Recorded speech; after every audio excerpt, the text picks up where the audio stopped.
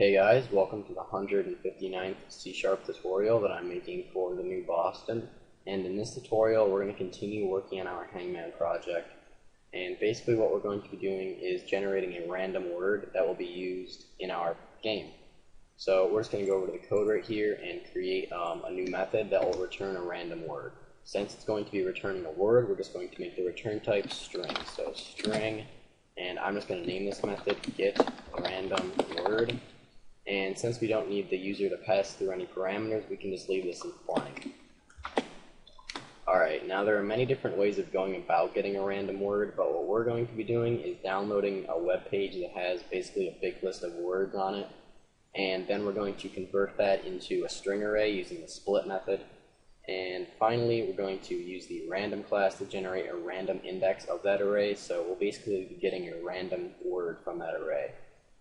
Alright, so first we're going to have to actually find that big list of words. So we're just going to go on Google right here and type in handy word list. And just click the first link right here. And basically there's just like different categories of words. Just pick one that it's relatively big.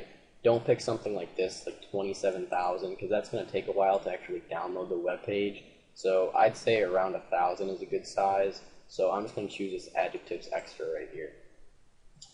Alright, so here we have this big list of words, and we're just going to be using a web client to download all of these words, or this huge string right here. So we're going to have to go back into C# and say using system.net so that we have access to that web client class. So system.net. Alright, and then we can say web client. I'll just call it WC and set it equal to a new web client.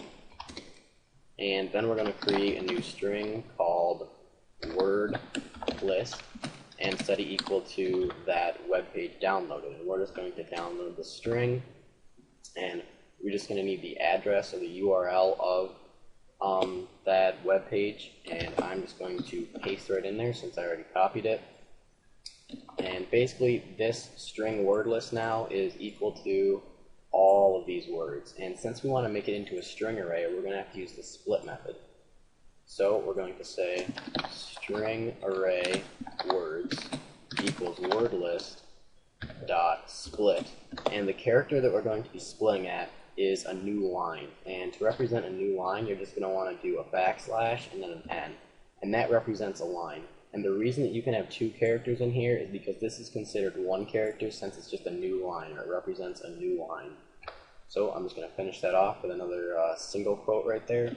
And now inside of this string array words will be an element for each one of these words. So the first one will be appreciable, then appropriate, artificial, and so on.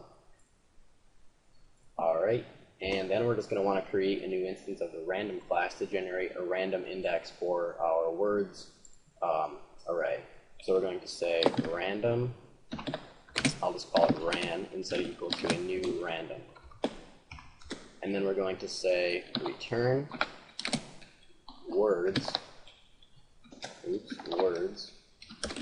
and then the index that we want to return is going to be random. So we're going to use our random class right here.